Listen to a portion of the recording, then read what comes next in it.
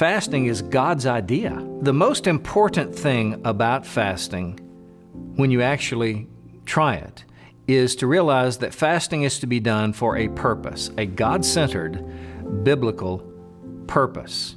Otherwise, it becomes a miserable, self-centered experience.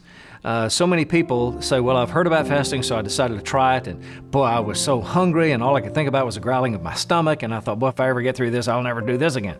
So they finish, in their whole time, whenever they're hungry, they think, man, how much longer till this is over? Their whole thought is, how long till it's over? That's just works. That's just legalism. That's just endurance and self-inflicted suffering in hopes that God will be impressed by my self-inflicted suffering. That's not what fasting is about. The most important thing about fasting is to practice fasting for a God-centered biblical purpose. Here's how it should work for the motive to be right. When your stomach growls, when your head aches, and you say, man, I'm hungry, your next thought's going to be, oh, that's right, I'm hungry because I'm fasting today. If your next thought is, and how much longer till it's over, wrong motive. It's going to be just a bad experience. But your next thought should be, oh, and I'm fasting for this biblical purpose. So for example, let's say you're fasting for the purpose of praying for your spouse or for the salvation of your child. And throughout the day, your stomach aches and growls. Your head hurts and you think, oh man, I'm really hungry. Oh, that's right, I'm hungry because I'm fasting today. Oh, and that's right, I'm fasting for the purpose of praying for my wife, for my child. So what do you do all day long? You're praying. So actually, you want to feel hunger. Your hunger serves you. Your hunger serves your higher purpose, which is to pray all day for your spouse or for your child.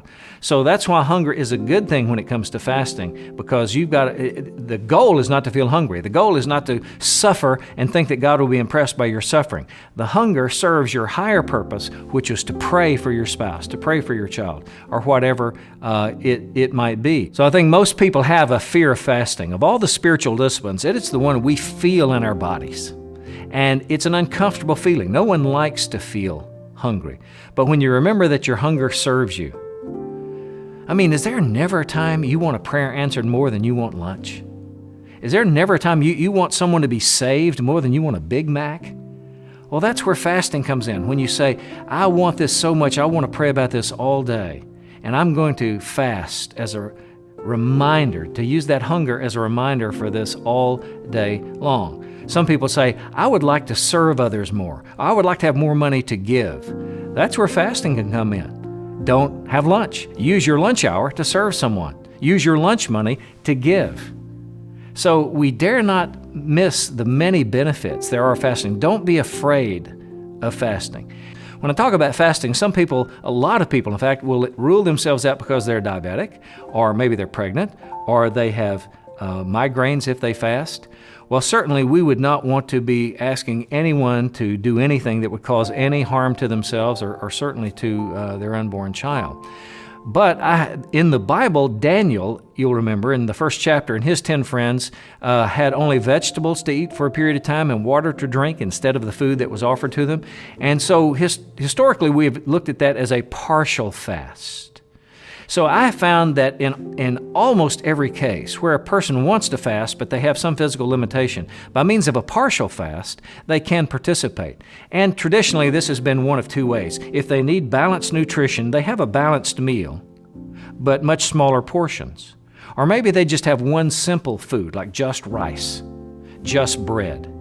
And the point is to get the minimal nutritional intake to keep them from having physical problems.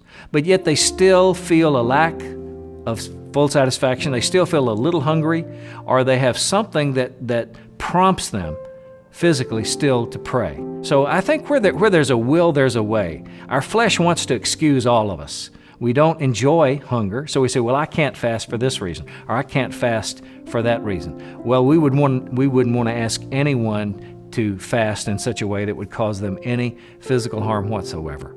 However, where there's a will, there's a way. So it may be through a limited meal that we'd call a partial fast, but usually where people want to do this, they can find a way to do this. One meal can be a fast. It doesn't have to be 24 hours. Anyone planning on a longer fast of 3 days or more maybe should get some medical advice before they do that. But even one meal for spiritual purposes can be a biblical fast.